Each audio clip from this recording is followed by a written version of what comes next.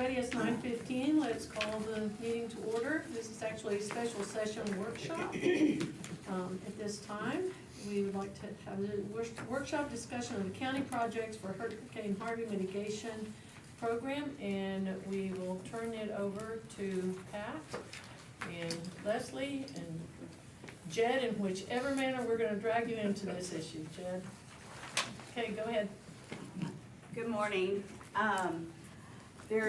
I think I've now met everybody on the court. I definitely wanted y'all to put a name with a face beforehand, but y'all were very busy last 6 weeks.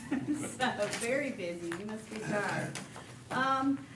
I wanted us to come together what might seem a little prematurely, but I wanted us to do that because I think that the way to stay ahead of these grant projects and be successful with them is to get a good jump on them. If, for instance, and I'm sorry because we have a new group. I want to make sure that I'm speaking to everybody. I know we have 2 new commissioners. So I want y'all to feel free to stop me at any point.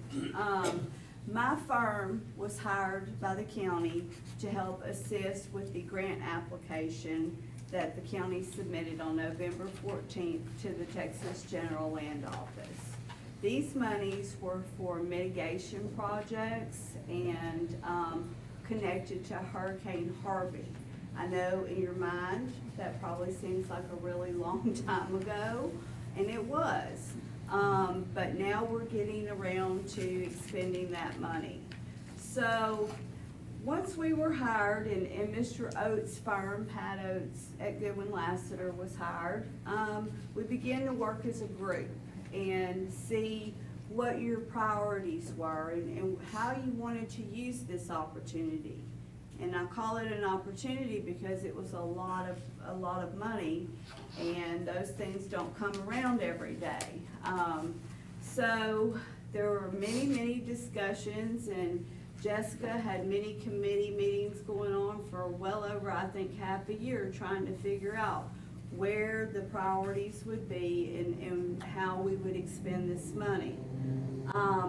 So finally, it was decided that we would look at doing several different things. And we broke it up. I'm gonna break it up for you right now, just in the projects that we did, rather than in the applications, and I'll get to that in a minute. You wanted to address helping the water districts. So we went about doing that. After there was a process put in place here at the county, they selected 5 different water districts to help. We worked to qualify those water districts, and I use the word qualify because this program has everything to do with helping low to moderate income persons. Most of all of these grant projects are connected to that. So you'll hear us talk about low to moderate income people a lot through these processes. So we're looking at helping Soda, Leggett, Shallow, Dollardsville, and Damascus Striker. And we'll go into a little bit more about those projects, and I have attached all the cost estimates in this packet I sent y'all. So we have these 5 water district projects over here. Over here, we have 2 building projects we're gonna do. One building is gonna be located on Alaska and be a multi-purpose center. Pat and I have already started talking about this and finding out the things we need to find out, like do we have 3-phase power already out there?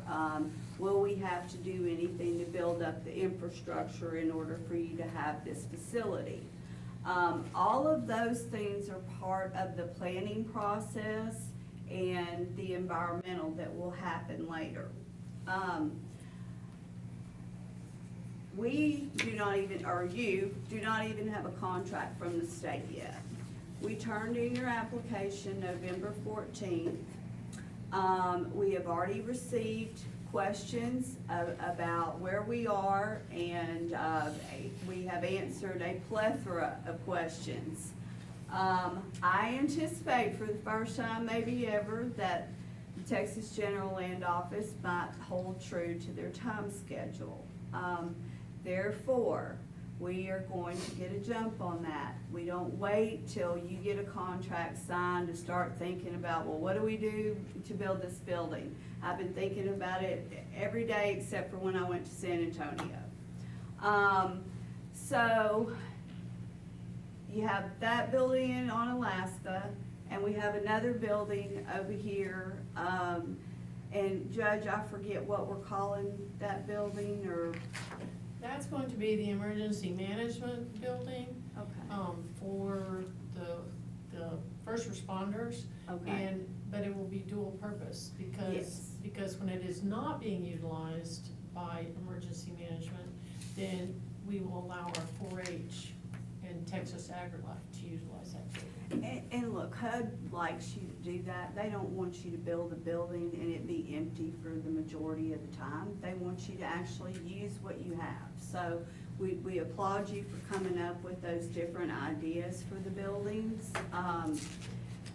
The buildings are my main concern starting out, mainly because I know it's a priority for the county, especially the Onalaska building. And that's why we're starting to look at the environmental portion. So I'm gonna skip over that for a moment and go to the third thing that we did. So the third thing we did is we took the money and split it 4 ways amongst the precincts and allowed the commissioners to come up with projects that would benefit and mitigate flood circumstances in the future. Y'all came back to us with various different things. The commissioners that were here before y'all helped us identify those projects, which the material I sent you should contain all those cost estimates. And I wanted y'all to get a look at them. I met with the judge after the holiday, and I had been thinking about where do we start, because this is an awful big thing. And let me just back up for another moment. So back in September, October, and November, we were all in the planning stages of everything. And we were working to put applications together and meet those needs, and get them submitted to the state on time. Took a lot of legwork on everybody's part, and that's one phase of this whole process. My role is gonna change, and so will Pat's now. Pat is going to start working on your plans and specs now for these projects. I'm gonna start working on the environmentals for your projects, and we work together to do that.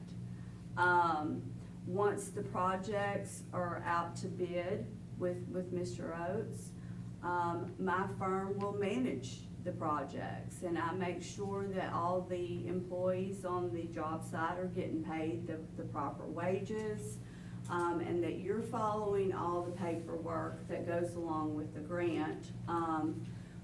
We also handle the drawdowns. That's how we pay the bills. Those all route through the General Land Office and through your auditor's office and through the judge's office. So there's a big checks and balance everywhere on the money. Those are just a few things of where we are now. So I'm gonna take a breath and allow y'all to ask a question or have someone else talk for a moment. Anyone have any questions at this point? I don't at this point. Okay, all right. Okay, let me be clear, at any point in time, either one of you, if you have a question, then you can contact Leslie or contact Pat or contact one of the other commissioners or this office. You said saying, we don't want you going into this. The issue is that we have deadlines that must be met. And so it's not like you can go back to the drawing board, you know, because we have to meet those deadlines. So if you have any questions, then certainly let us know right away so that we can answer them to the best of our ability. Well, I guess I do right now. So you're talking about the money going through each step, eventually up here at the county. So will we have an itemized kind of list of where Oh, that yes, money's sir. going, where we kind of have a guideline? Yes, sir. Pat, you wanna Yeah. tell the commissioner how Sure. you do that? Yeah, we've got, there's a considerable amount of background information on each of these projects. Certainly budgets on each one. What I brought this morning are the maps that we put together as a part of the application, because it illustrates each type of project we're working on, not just the water districts, and the points of distribution in all Alaska and in Livingston, but it also has the roads and drainage related projects we're doing in each precinct. And if I can, I'll go through those. But what I'll do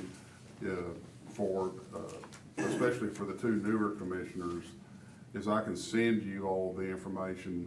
I mean, your predecessors received it digitally and also hard copies. But I'll just to keep it up to date on what you're used to seeing, I'll send you all the whole package. And I know it's an awful lot to digest. And certainly, you know, I'm available whenever you need me to meet with you, talk to you about the projects. You know, we can kind of get down into the details, because that's what we are. We're kind of the detail end of things. But in order that I laid these maps out in front of you, that first page is just it's like a summary map of the water projects. And it has a location number, and the water district that we're doing the work in. Just kind of in summary, you've got 2 plants for Shallow Ridge Water Supply, plants 3 and plant 2.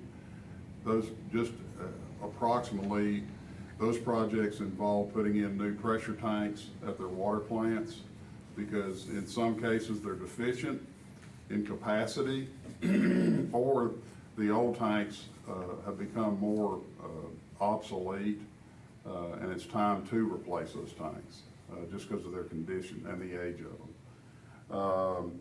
Dollardsville, we're working at plant 1 in Dollardsville, and that's gonna involve an additional ground storage tank, because this is their main water plant.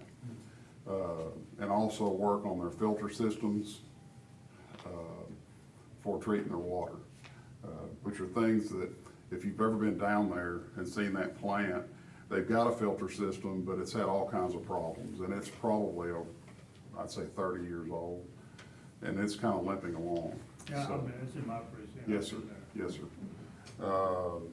We worked real close with Josh Smith on that, and actually the other water supplier managers or operators in the county. Soda is at plant 3. That one also is an additional ground storage tank to give them some redundancy in their system. For those of you who've ever served on a water board, or if you've got a plant that has your ground storage, which is, you know, that's your storage for your drinking water supply. If you only got 1 tank, then trying to take that thing down out of service and keep people into water is difficult at best. It's always good to have 2, at least 2 right there, so when you recondition one, the other can still maintain the system, and vice versa. So, Damascus Striker, that's plants 2 and 3. One of those is an additional tank, and the other is working on some of their electrical and control systems, so that they can properly operate the plant, and they're not always having to have an operator at the site operating the plant.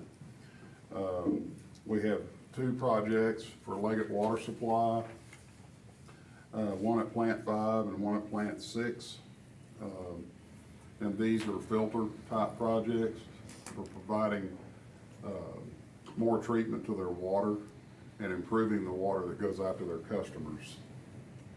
And when I send you all the budgets on these things, you'll be able to go project by project and just to kind of look down, it's broken up into line items, and you'll be able to tell, okay, they're doing filters, or they're doing tanks and piping, things like that. Stop me if, in the middle of this, if you got any questions, please. Can I jump in real quick, Pat? Yes, ma'am. I just wanna make it clear to our new commissioners that an offer was made to every water district in the county That's to correct. make application for either Harvey mitigation monies or for ARPA monies. So everybody was asked. Yes. And then they made the decision, their board made the decision on how to proceed from there. Yes, that's correct. And I'd just like to also add to that, Judge, that there's a 25% match that each water district is putting up. So that's their skin in the game to prove that they really want to be part of this. Right. Okay, on the next grouping that I've got stapled together, these are the road and drainage projects by precinct in order of 1 through 4. In summary, in precinct 1, we're doing roadway reconstruction on River Road, from Drew's Landing and then to the south, down to some improvements that were done tied to the original Harvey disaster recovery funds. If y'all are familiar with that location, where the county had lost some drainage structures and those had to be replaced.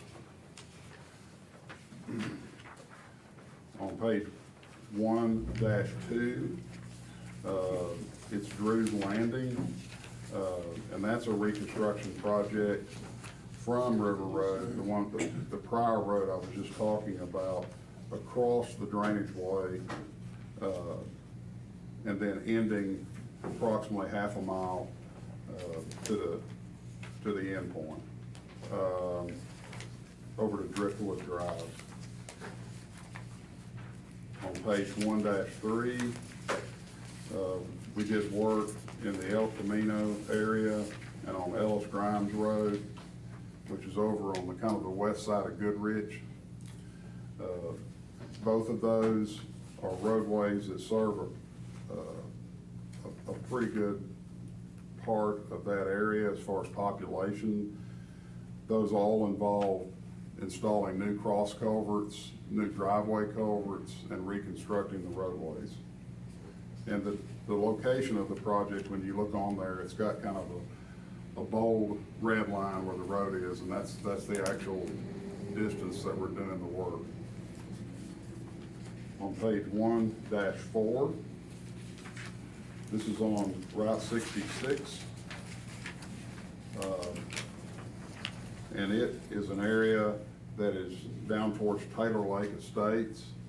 And it picks up to, right off of the Taylor Estates Road, and it goes down to the dead end, and you've got several homes down in that area. And that road will also be reconstructed with replacing new culverts and doing all new ditch work. In precinct 2, it starts at the intersection of Timberline Drive and Shade Road. There's an area down there where the county has an already pre-existing drainage easement to drain that area down to the creek right there. And so a lot of that work is gonna be drainage with some roadway reconstruction, especially at the intersection of those two roads. But that's gonna involve a new culvert system to take the water off the county roads and get it down to the outfall drain. Also in precinct 2, on the next page, 2.2-2, this is a project over on May Drive, crossing Clear Creek, where we're replacing the bridge structure. And the road will be somewhat elevated right there to minimize flooding, which y'all have had many times at that location. It generally crosses the floodplain right there. Let's see. On P2-3, this is Hidden Valley Road, which starts at Walding Road, and it goes down to right where it makes a right angle bend. And that area, based on what I saw going out and looking at it, it needs a lot of ditch work. Culverts need to be replaced, and the roadway is gonna be reconstructed.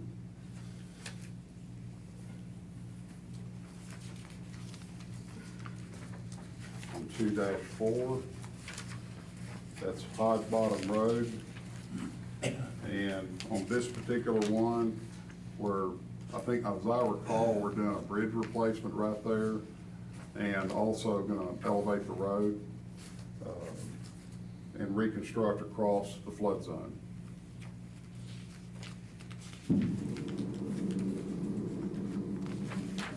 In precinct 3, we're working out in an area on Fagan Farm Road. The roads to be done is One Such, Maybank, Carthage Road, and Rockdale Road.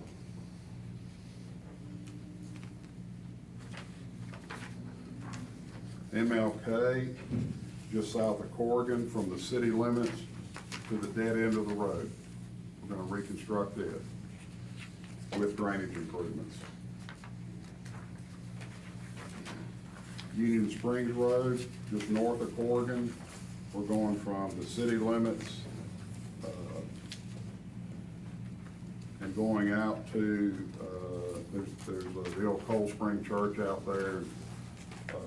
We took, with all these roads, by the way, we took them as far as we could take them with the funds that we felt like you had available. Because you'll see on some of these roads, like Union Springs, the county work goes even beyond that. But there was a balance from what the commissioner wanted, where the need was, where the people being served, the LMI Leslie was talking about, all that figured into how far we could take it with the funds that were available. He wouldn't even have no yellow money.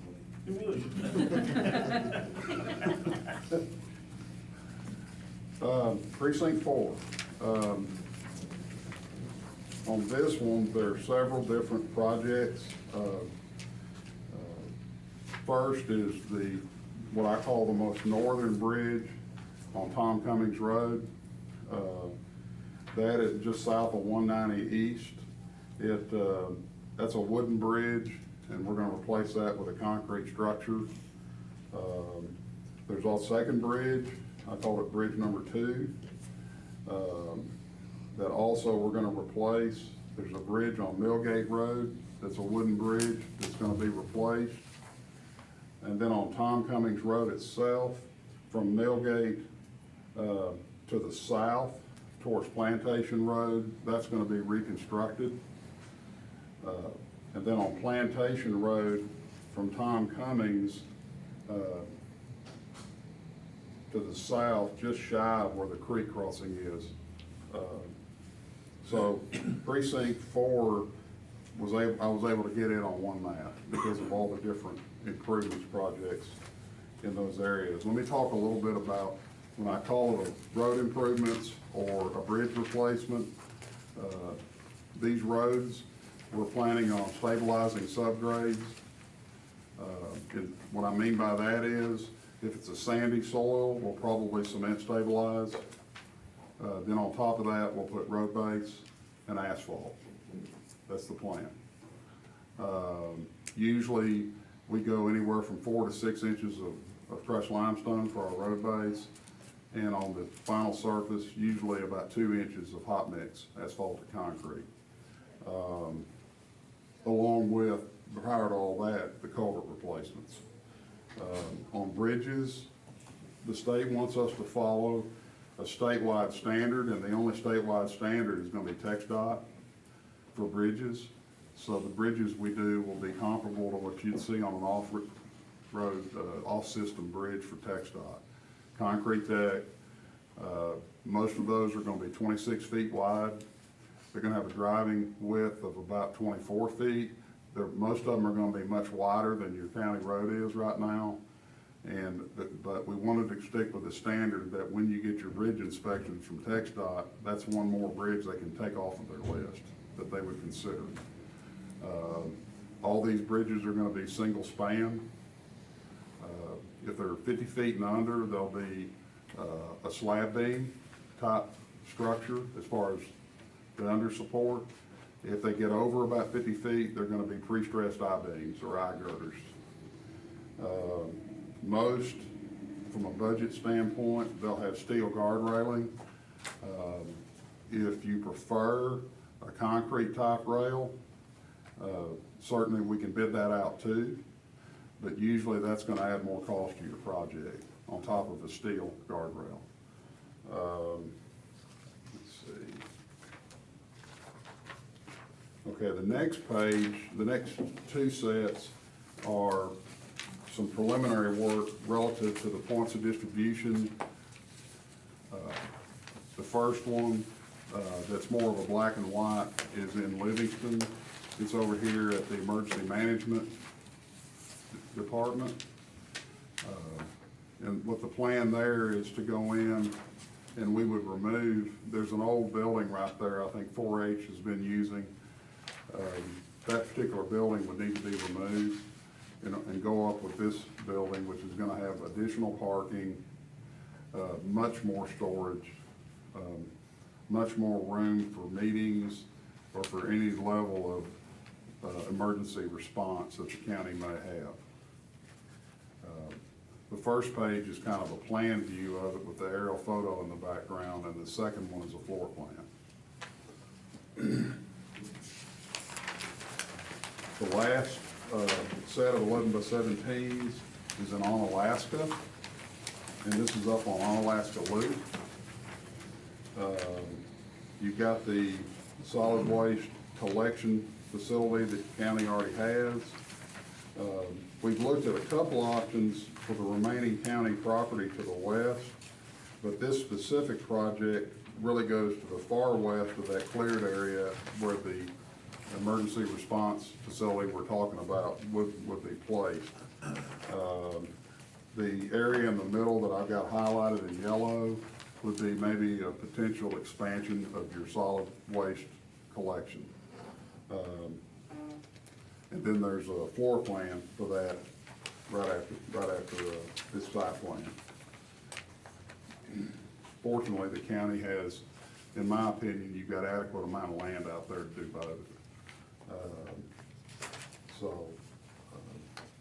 But we want something that's functional, very practical, easy to access, the kind of criteria that you need for emergency response.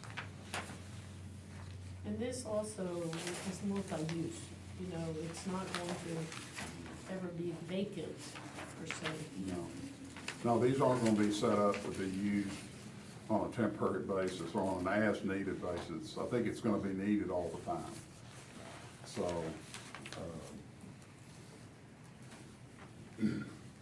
So, I'm sorry to interrupt you. This is one place I thought we might could start now, is working to figure out what our design looks like or what your design looks like. That this might be a good time to start that planning process.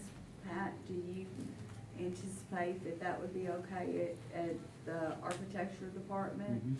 Okay. Well, this morning on the agenda is my contract and Pat's contract. So we've already started working, but I just wanted to mention to y'all before we ran out of time that we sign contracts after the fact, usually after you get a grant awarded to you. But because we're starting to incur cost and work on these things, we're moving a little quicker. And we found out the last go around that once the GLO gives you your contract, they want 30 documents before they will do anything. So we're trying to also collect that stack of 30 documents, so, okay. Sorry to interrupt you, No, Pat. that's okay.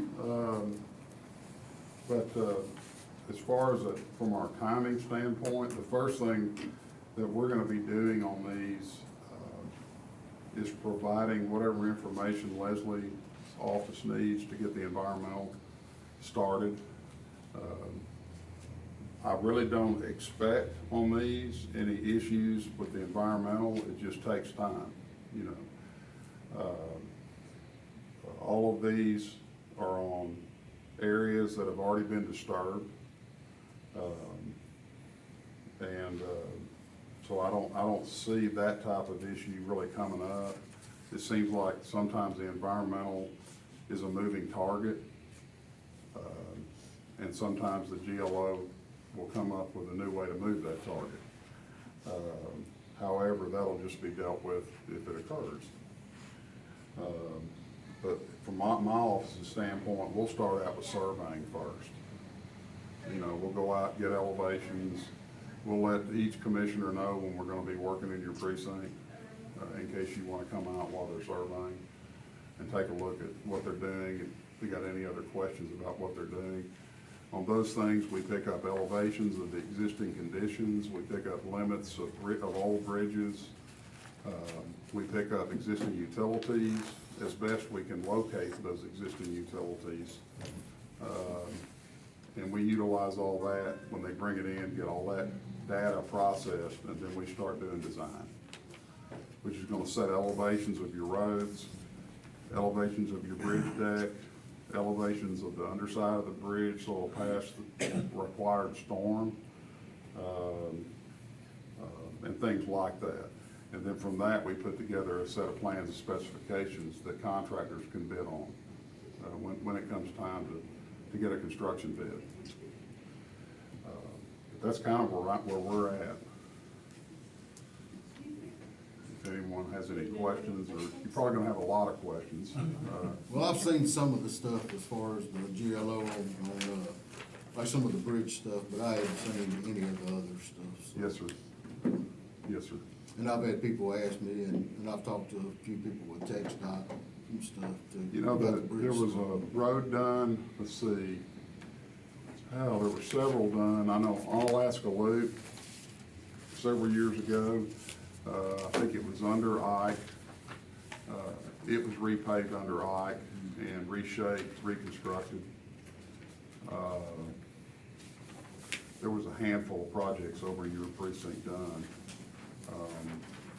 where there were cut-through roads that were built, new box culverts, head walls, things like that. If y'all need a list of what's been done in the past in your precincts, I can send you that. So you'll have an idea, okay, I'm gonna go look at that one. And there may be something on those you don't like, or you have questions about. Just let me know and we'll get it addressed. We tend to stick and design with things that are what I call tried and true.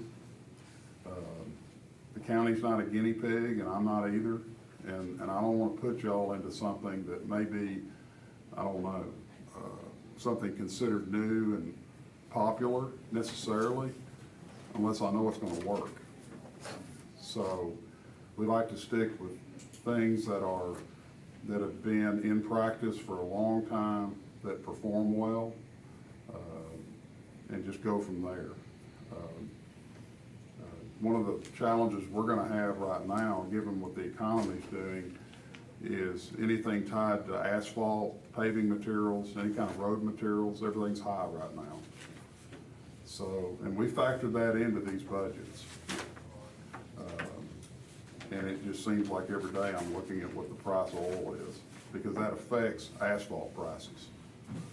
So, That's right, and that is why my desire is that we bid your road projects first in your precincts and try and get a handle on those costs before they go up anymore.